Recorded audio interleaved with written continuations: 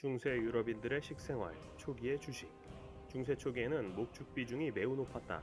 게르만적 전통이 사회를 지배했기 때문이다. 당시만 해도 유럽은 반농, 반목 경제였고 가장 선호하며 기르던 가축은 다름 아닌 돼지였다. 특히 돼지는 성장 속도가 빠르고 잡식성이어서 키우기 쉬웠기 때문에 주로 숲에다 풀어놓고 방목하곤 했다. 반면 소고기는 그다지 선호하지 않았다. 그 이유는 돼지고기가 더 맛있거든. 크크. 즉, 조선시대처럼 농사를 위해 소고기를 금지했던 것은 아니었다. 어쨌든 중세 초기만 해도 유럽인들은 고기를 많이 먹었다. 곡물은 전체 칼로리 섭취량의 약 50% 정도밖에 되지 않았고, 나머지 50%를 육류가 차지했으니 말이다.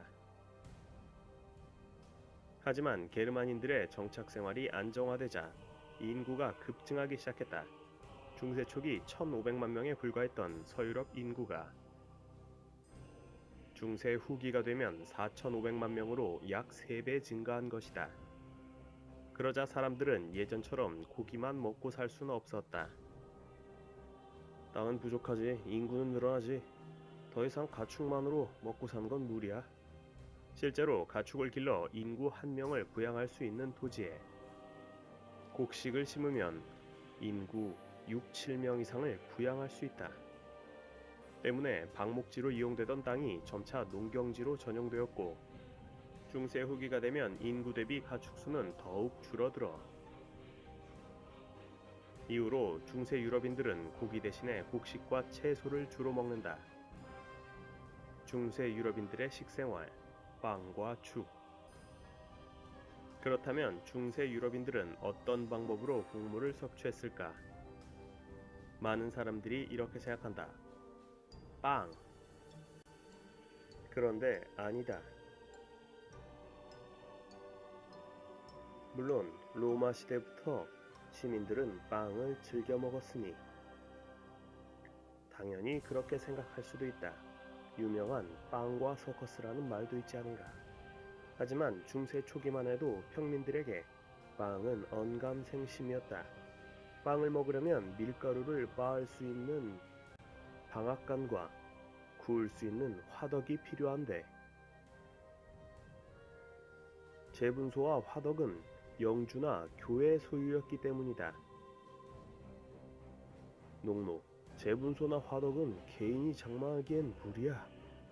때문에 중세 초기만 해도 농민들은 귀리와 수수로 만든 죽을 먹었고 빵은 오직 성직자와 귀족들만이 즐길 수 있는 사치품이었다. 그러다 중세 후기가 되면 마을마다 방앗간과 공용 오븐이 마련되어 평민들도 빵을 쉽게 먹을 수 있게 된다.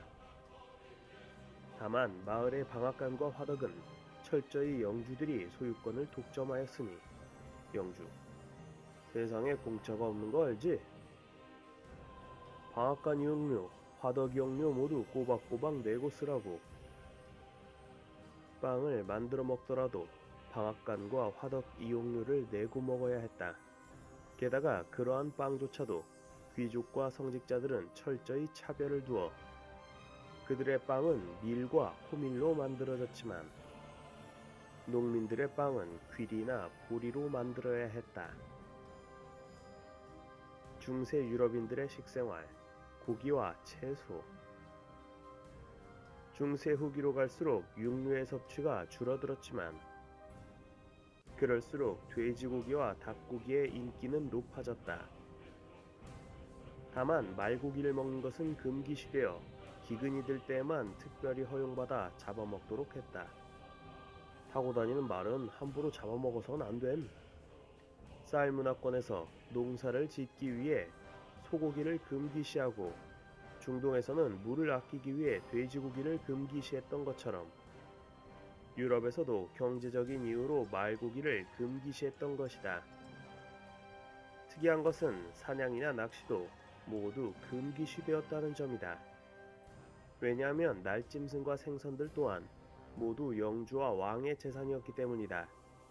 우유를 마시는 것은 평민들에게도 허용이 되었지만 버터는 당시만 해도 오직 귀족들만 먹을 수 있는 고급 식품이었다.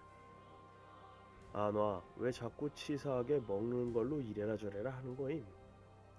중세 후기가 되면 곡물과 더불어 야채도 많이 먹게 되는데 특히 순무와 양배추가 선호되었다. 이 중에 순무는 하층민들이 주로 즐겨 먹었기 때문에 당시 하층민들을 부르는 별칭이 순무이기도 했다. 어이 순무, 레디쉬. 그 밖의 과일로는 사과, 배, 자두, 체리 등을 즐겨 먹었다.